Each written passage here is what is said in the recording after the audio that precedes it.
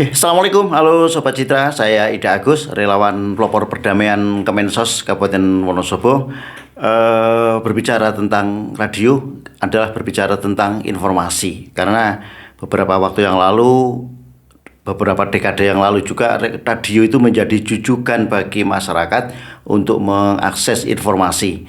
Tapi berkembangnya tatanan sosial, berkembangnya teknologi menjadikan radio agak terabaikan, agak terpinggirkan, kalah dengan media-media digital. Namun begitu sebetulnya pendengar radio ini sebetulnya masih bertahan, khususnya untuk masyarakat di desa ya, di pedalaman yang mereka juga aktivitas tidak sepadat dari masyarakat perkotaan. Mereka masih menjadikan radio ini menjadi sahabat sehari-hari, baik untuk hiburan, untuk informasi maupun mengakses hal-hal lain. Sehingga kalau dikatakan bahwa radio ini masih eksis, ada benarnya juga, tapi memang mengalami sedikit penurunan.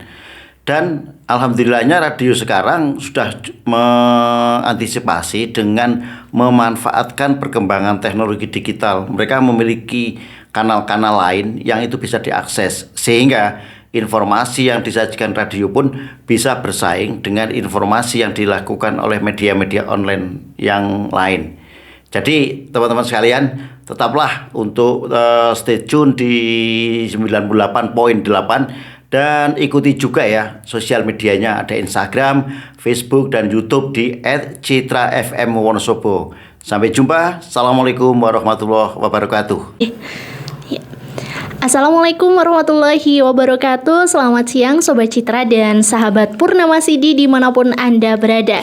Jumpa kembali bersama dia dan juga bersama kita dalam Lintas Topik. Ya, senang sekali bisa membersamai Anda kembali dalam diskusi Lintas Topik. Spesialnya kali ini dia sudah bersama dengan narasumber spesial kita pada kesempatan bincang-bincang seputar politisi perempuan. Dan dia sudah bersama dengan narasumber kita, bersama dengan Ibu Murniati selaku Ketua Garnita Partai Nasdem Wonosobo atau Garda Wanita Partai Nasdem Wonosobo, dan juga beliau selaku dari Kalkus Perempuan Politik Indonesia atau KPPI. Ya, senang sekali bersama dengan Ibu Murniati dan juga bersama dengan host kita tercinta, bersama dengan Mas Ida Agus, sudah berada di studio Radio Purnama Sidi dan juga Radio Citra FM Wonosobo. Untuk 1 jam ke depan kita akan bincang-bincang mengenai seputar politisi perempuan. Dan kami ingatkan untuk Anda juga bisa menyaksikan melalui Radio Purnama Sidi Wonosobo di 98.8 di 98 FM Radio Purnama Sidi dan 98.8 Radio Citra FM Wonosobo. Dan bagi Anda juga bisa menyaksikan melalui channel YouTube kami di Lintas Topik. Baik, untuk waktu selebihnya dia serahkan kepada Mas Ida Agus. Oke, terima kasih Mbak Dea dan Assalamualaikum sahabat Purnama Sidi serta Sobat Citra FM. Terima kasih, kita masih ketemu lagi ya di episode-episode setelah kemarin kita ngundang beberapa narasumber. Hari ini kita mengundang juga narasumber tapi berbeda dengan yang kemarin-kemarin, karena ini lebih spesifik, lebih spesial dan termasuk ras terkuat di dunia itu kan. Tadi udah dikenakan sama Mbak Dea ya. Narasumber kali ini adalah Mbak Murniati. Saya harus memanggilnya kakak nih kayaknya. Selamat siang nih Kakak Murni. Selamat siang Mas Ida Agus. Selamat siang Mbak Dea. Sehat? Selalu sehat dan harus sehat. Alhamdulillah, terima kasih ya. Di antara kesibukan yang saya tahu betul, waktunya hampir durasinya begitu singkat, tapi masih bisa meluangkan waktu untuk hadir di talk show pada siang hari ini di Lintas Topik. Tadi kan sudah dikenalkan nama Mbak Dea ya, bahwa Mbak Murni ini merupakan pengurus ketua di Garnita Partai Nasdem serta pengurus di KPPI, Kaukus Perempuan Politik Indonesia. Betul. Sehingga kita nanti akan membicarakan berkaitan dengan apa sih sebetulnya peran dari para politisi perempuan yang ada di Wonosobo khususnya ya. Dan harusnya hari ini kita masih menunggu satu narasumber lagi, Mbak Saryati yang juga politisi dari Partai Golkar, namun mungkin masih dalam perjalanan, sehingga nanti kita harapkan bisa bergabung di segmen berikutnya. Oke, Mbak Murni ya, kita mulai saja tentang politisi perempuan nih.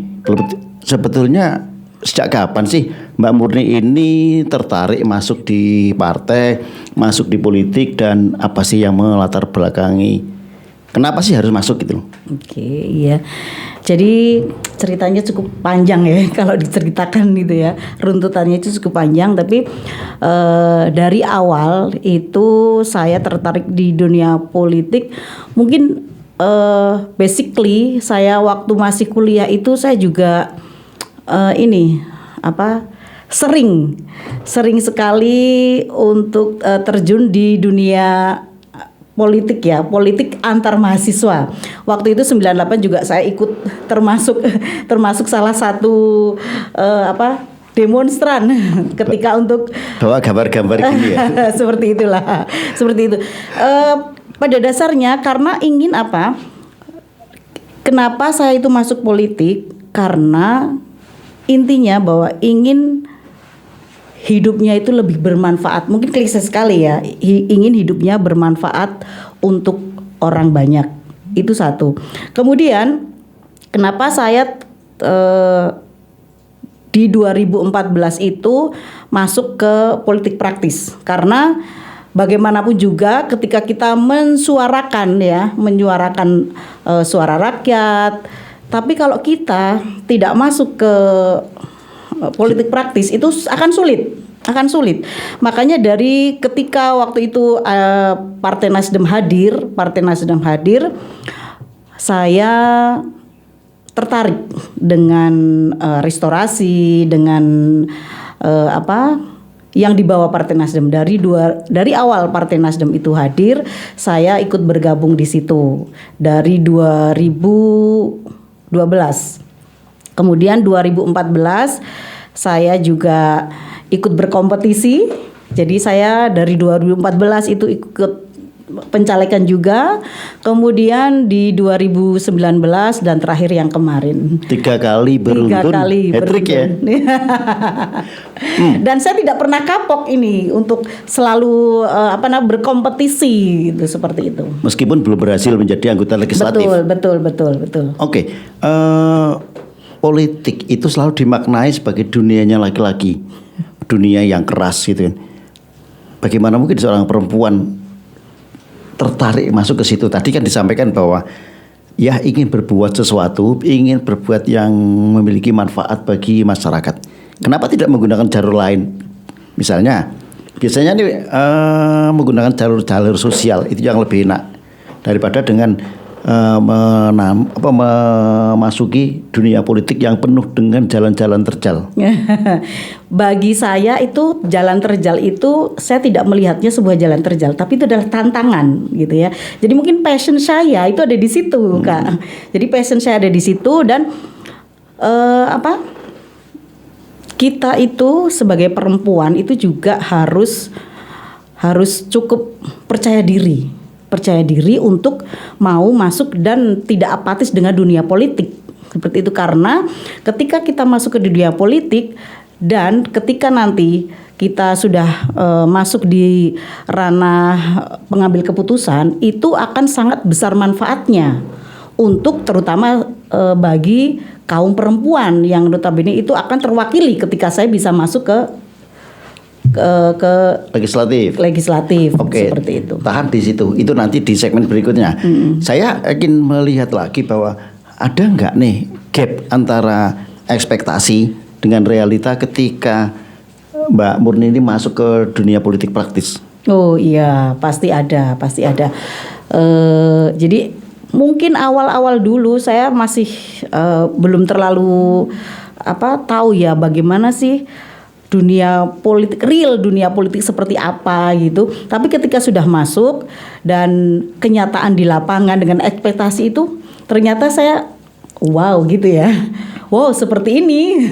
Seperti itu. Apa sih sebetulnya tantangan yang dihadapi? Mesti kan ketika masuk ke politik, iya, ternyata kok kayak gini ya. Nah, tantangan bagi perempuan itu apa ketika masuk ke politik? Iya, jadi tantangan kita sebagai perempuan karena begini. Ini yang saya ceritakan adalah politik praktis ya. Politik praktis yang saya sudah menjalani itu dari 2014. ketika ini kita menceritakan flashback lagi. Ketika waktu itu saya mencalonkan diri di dapil saya, itu dapil Kertek Kalikajar, itu saya yang tidak hanya duduk manis gitu, tidak hanya duduk manis, dan saya bener-bener yang terjun langsung ke tingkat grassroots. Dari satu pintu ke pintu yang lain, itu bahkan saya mengelilingi desa. Dari satu pertemuan ke pertemuan yang lain itu, dari katakanlah sore itu sampai kadang kita pulang jam 1 malam, jam 12 malam, dan itu saya lakukan gitu loh. Karena apa? Saya ingin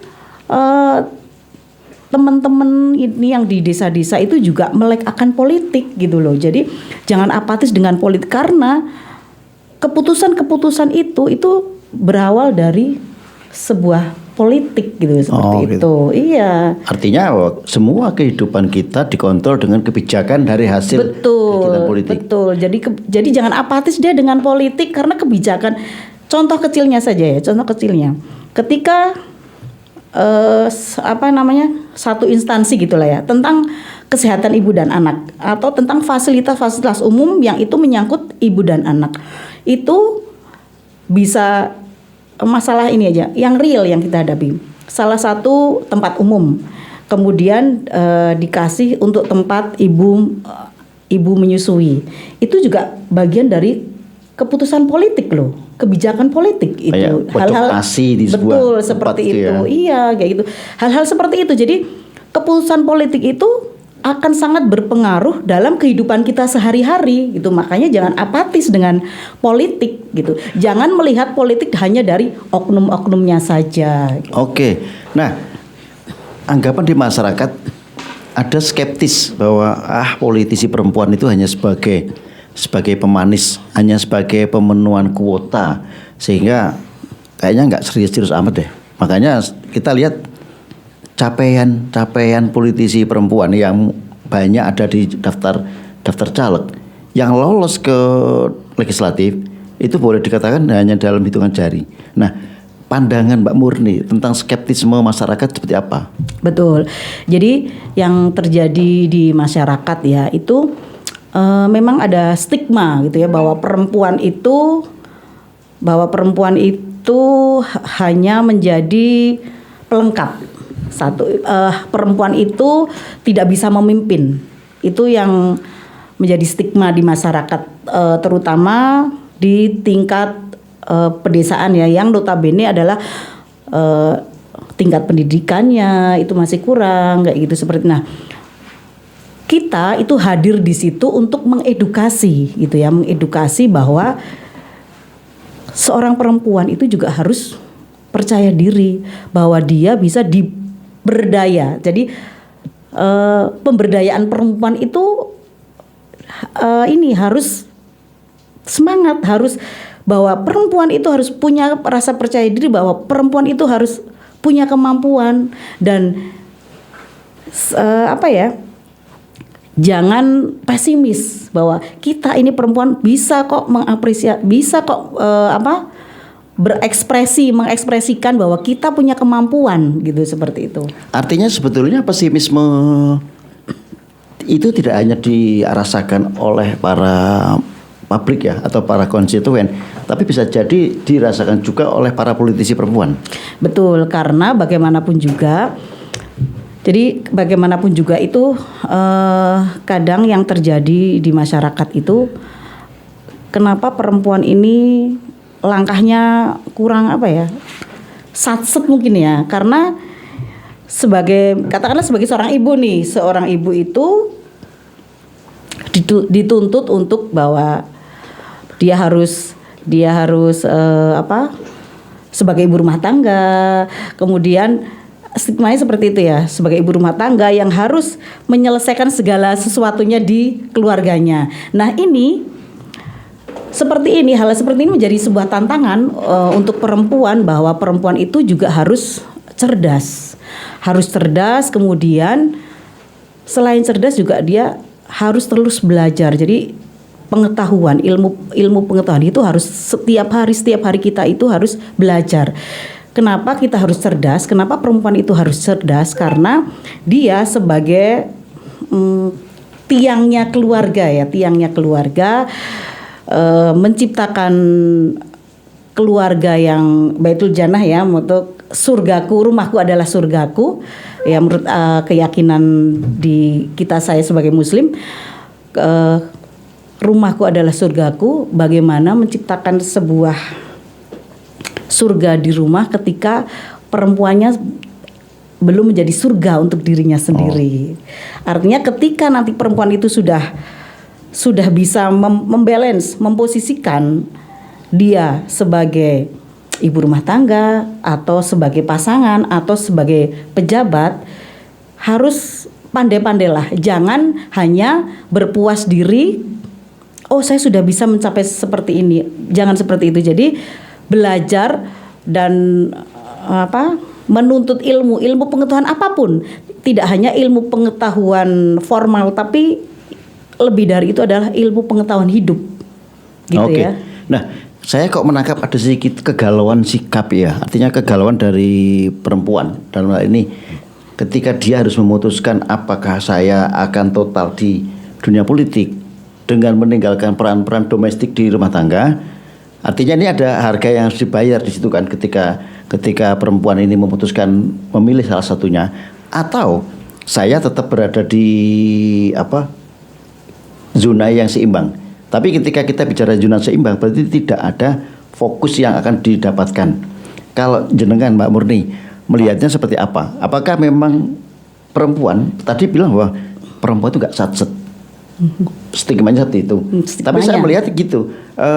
Pertama kegalauan, kedua pengambilan keputusan itu kita sekarang diakui atau tidak mungkin masih didominasi oleh pria sebagai kepala keluarga. Betul. Nah, pendapat Mbak Murni seperti apa? Jadi itulah yang terjadi. Tidak semuanya itu banyak juga kok contoh-contoh yang ada ya di Indonesia, itu banyak juga pengambil keputusan yang itu adalah dari perempuan gitu ya. Nah, pengambil keputusan itu juga tidak. Jadi perempuan itu harus mempersiapkan diri ketika dia itu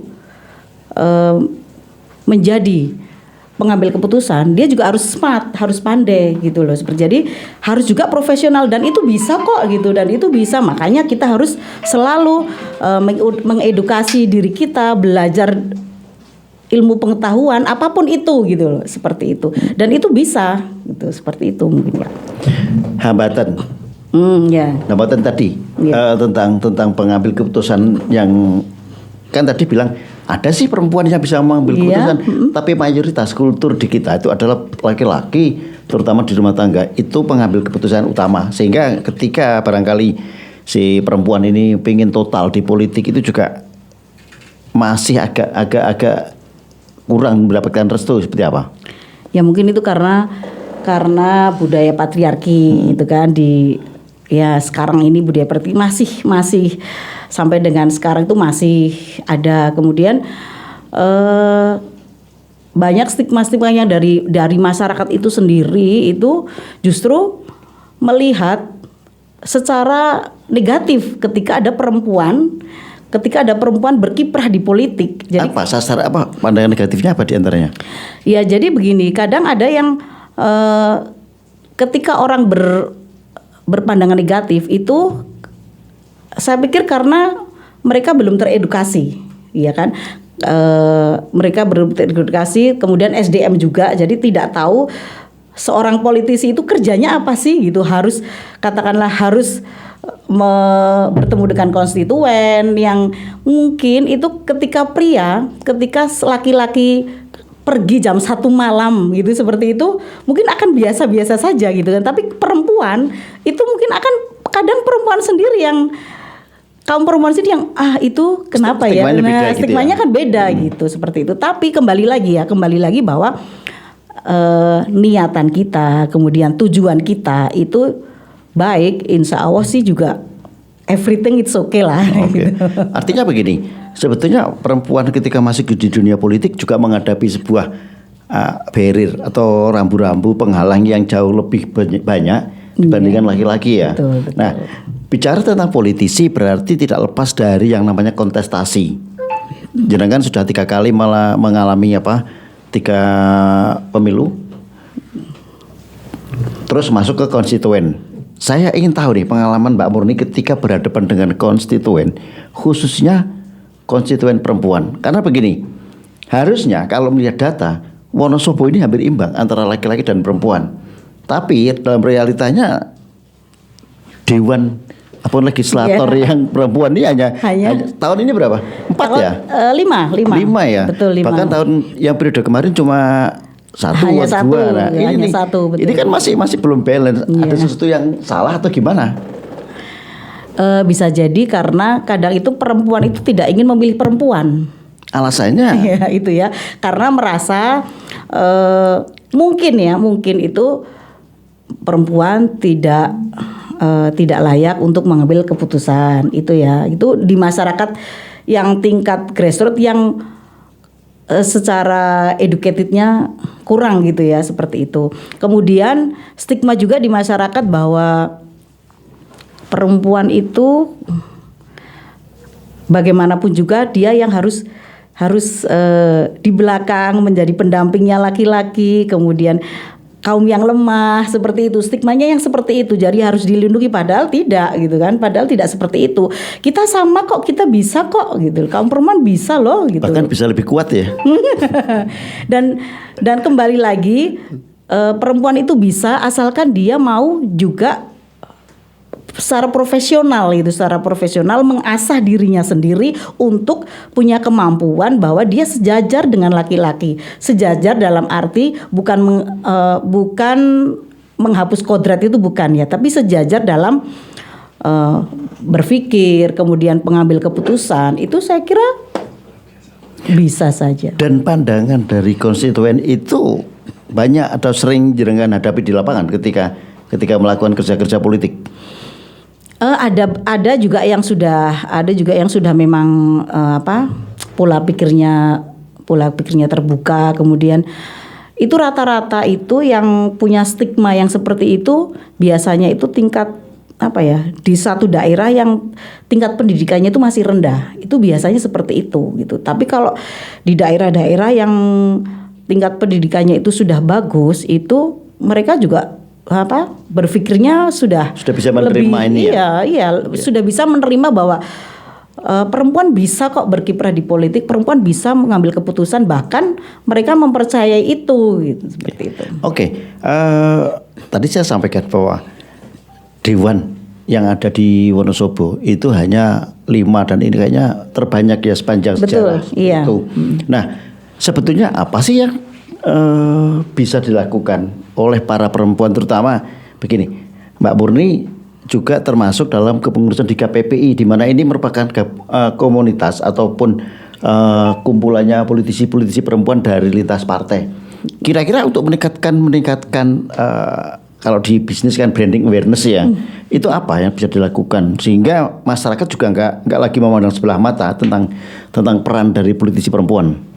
Ya, kita tetap harus mengedukasi masyarakat, kemudian bekerja sama juga dengan stakeholder yang lain untuk satu, meningkatkan sumber daya di wilayah-wilayah yang memang SDM-nya masih rendah. Jadi kembali lagi ke tingkat pendidikan, itu sangat penting gitu loh, karena ketika tingkat pendidikannya itu sudah tinggi, mereka pola pikir mindset itu juga akan mengikuti gitu. Jadi akan bisa lebih terbuka gitu, untuk menerima perempuan dan untuk menghargai kerja-kerja perempuan gitu.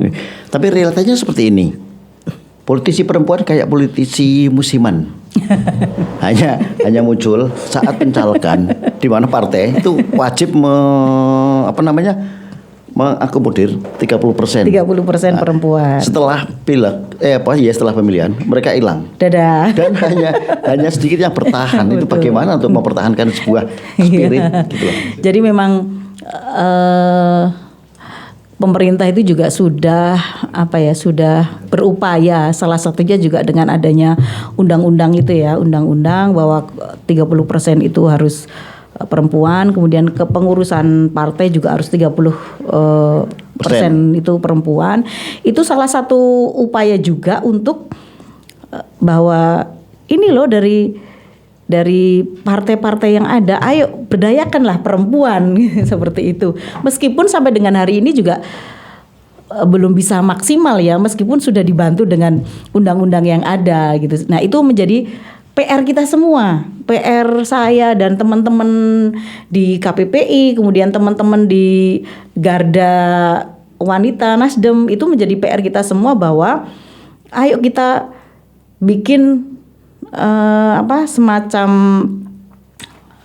edukasi ataupun kita bikin bahwa perempuan ini punya kemampuan. Kita didik perempuan ini untuk bisa menjadi politisi yang memang berkualitas gitu. Jadi tidak hanya politisi yang karbitan ya, seperti itu. Hilang, gitu ya. Seperti itu. Pernah nggak itu dilakukan?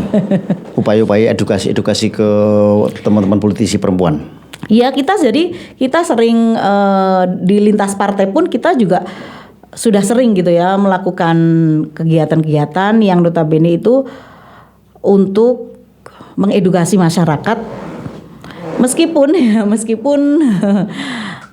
banyak sekali kendala di sana, tapi kita tetap terus berjuang untuk politisi-politisi perempuan. Apa Mbak kendalanya selama ini? Kalau tadi kita bicara masalah jenengan secara personal, tantangan-tantangan yang dihadapi, secara umum yang dihadapi dari teman-teman KPP itu apa?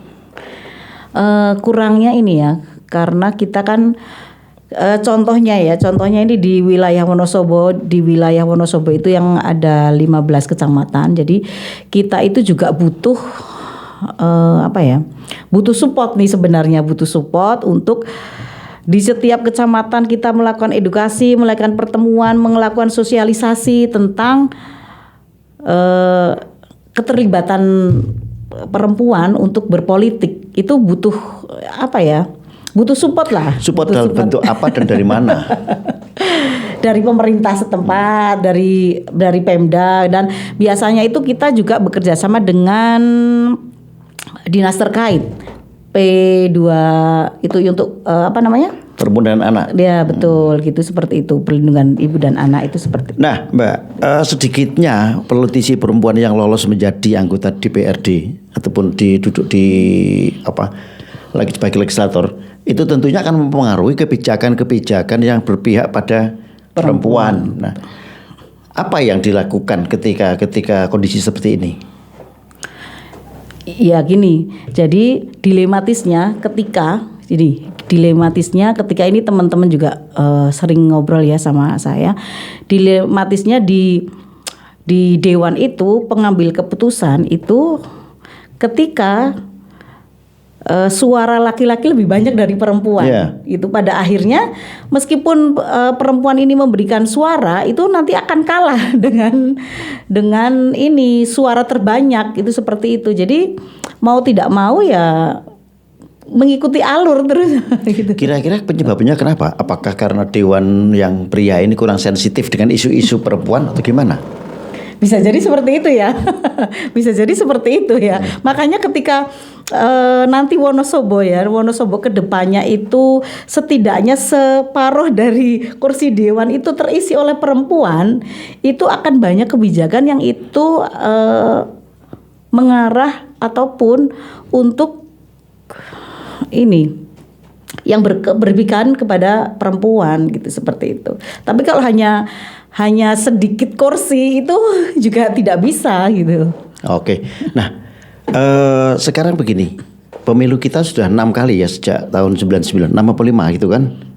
Ya. Nah, perempuan yang menjadi wakil itu masih minim. Betul. Kira-kira optimisme jenengan dan teman-teman politisi perempuan itu di setiap kali kontestasi masih terjaga atau ya sepenting jalanlah, sepenting ada gitu. Kalau saya sih masih optimis ya. Optimisme itu akan selalu kita bawa.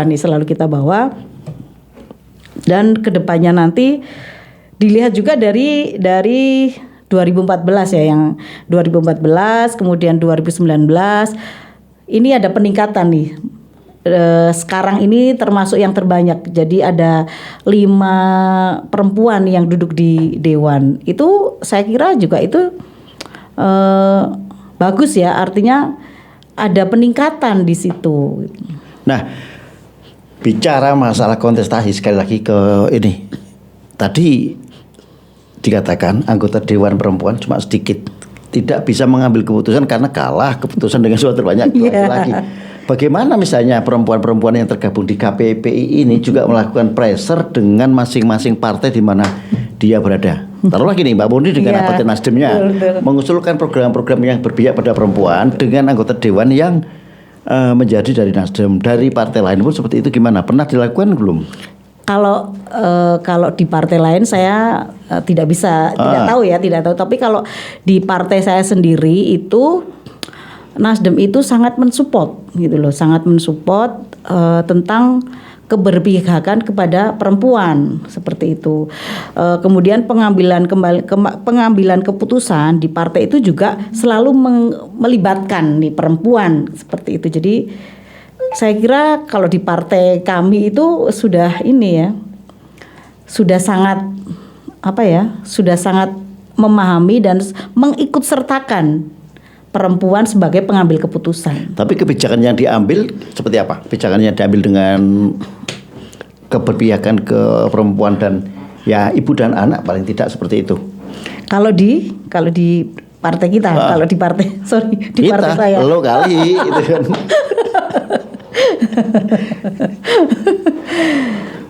Gini, karena kebetulan kalau di Nasdem itu kan sekarang mendapatkan 3 kursi ya.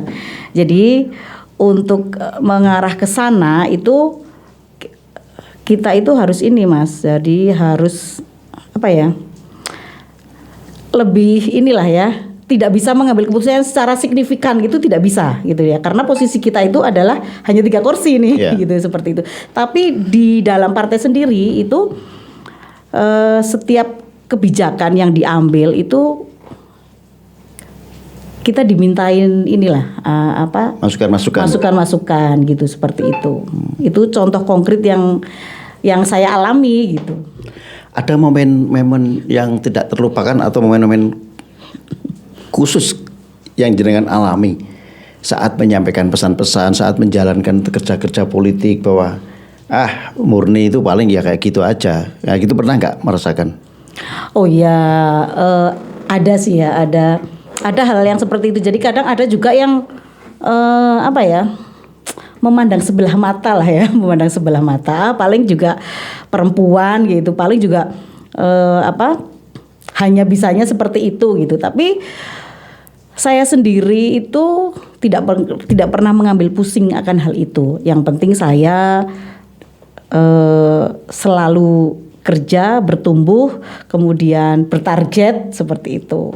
Artinya ini menjadi investasi jangka panjang ya. Betul. Meskipun 3 kali nyalon, 3 kali nyaris dilantik ya. nyaris kan. Artinya kita harus mengejar sebuah optimisme kan. Betul. Dan tidak kapok itu, dan tidak kapok. Artinya di 2009 tetap maju ya. 2029. Iya, 2029 tetap maju ya. Maju. Luar biasa ini. Baik, teman-teman Citra dan Purnamasidi serta lintas topik ya. Ini pembicaraan kita semakin hangat, semakin mendalam. Tapi kita harus break sebentar. Kita nanti akan lanjutkan untuk topik yang lebih detail lagi. Oke, ready? Baik, Sobat Citra dan sahabat Purnamasidi, kita lanjutkan lagi talkshow hari ini di lintas topik bersama Mbak Murniati yang nampaknya semakin hangat nih.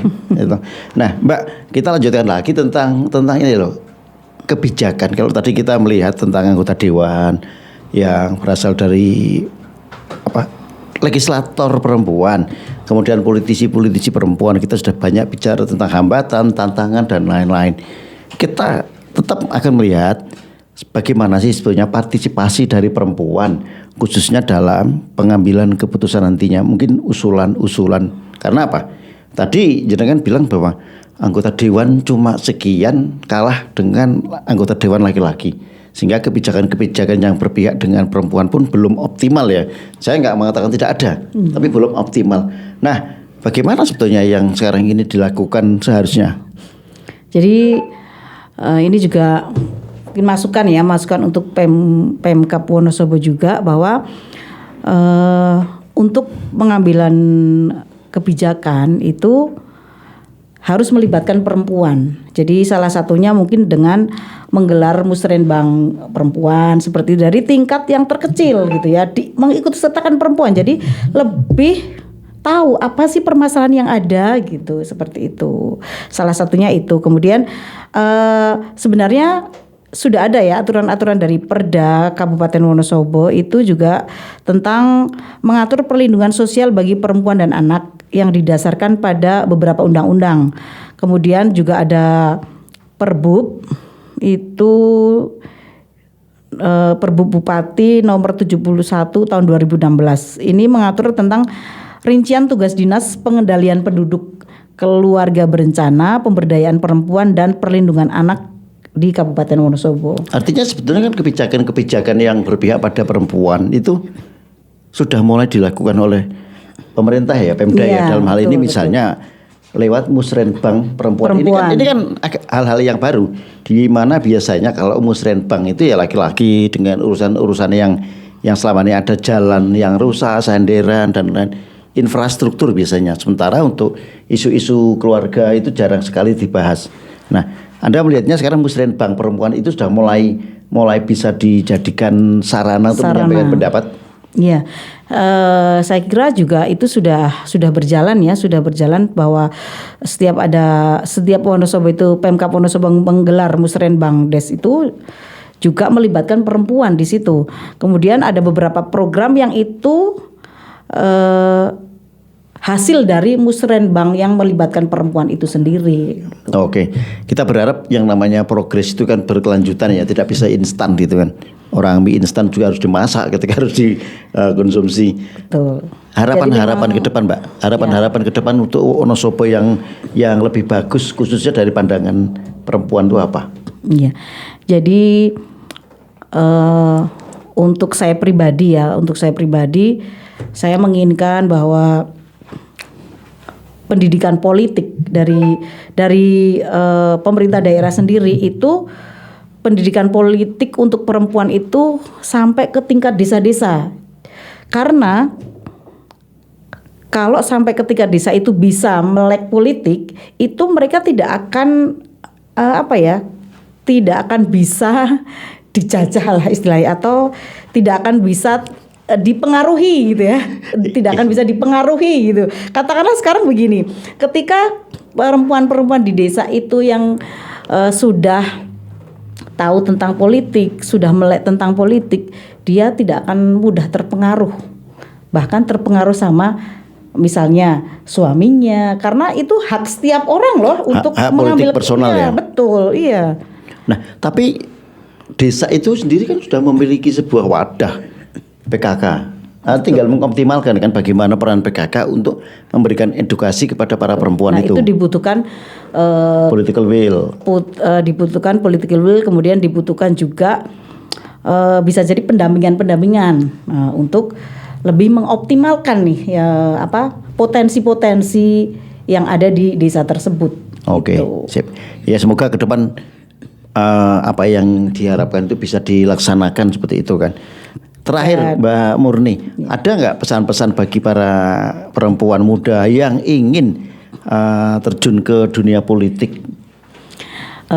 Pesan saya untuk kaum muda, kaum milenial, Gen Z itu jangan pesimis atau jangan apatis tentang dunia politik, karena dari politik itu akan berpengaruh secara signifikan pada keputusan-keputusan yang itu untuk masyarakat itu sendiri. Jadi tetap semangat, jangan pernah menyerah bahwa teman-teman perempuan itu mampu, dan saya yakin pasti bisa untuk terjun di dunia politik untuk mengambil keputusan demi kaum perempuan. Oke, satu kata kunci yang bisa saya sampaikan di akhir sesi ini adalah jangan antipati, jangan menjaga jarak dengan politik, karena setiap kali kehidupan kita itu di kondisi produk-produknya merupakan budak-budak politik ya. Satu hal lagi, bahwa menjadi perempuan itu harus pintar, harus selalu belajar, dan harus bisa membalance masalah emosi, kemudian harus bisa belajar ilmu pengetahuan apapun itu, ilmu pengetahuan hidup, ilmu pengetahuan formal, apapun yang bisa dia kerjakan untuk bertumbuh menjadi kehidupan yang lebih baik. Baik, terima kasih Mbak Purni ya untuk waktunya pada siang hari ini. Sudah bincang-bincang agak hot nih kan, tapi akhirnya ya waktu juga yang harus membatasi kebersamaan kita di sesi ini. Terima kasih, selamat Terima kasih melakukan untuk Citra kerja-kerja FM. politik lagi ya. Terima kasih. Maju terus politisi perempuan Wonosobo dan Sobat Citra dan sahabat Purnama Sidi. Demikian bincang-bincang saya Ida Agus bersama narasumber yang luar biasa Mbak Murniati tentang peran perempuan politik ataupun politisi perempuan di percaturan Wonosobo.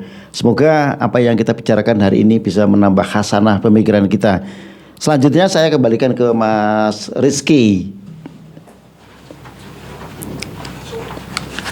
Ya, Sobat Citra dan Sobat Purnama Sidi dimanapun berada dan pokoknya semuanya ya.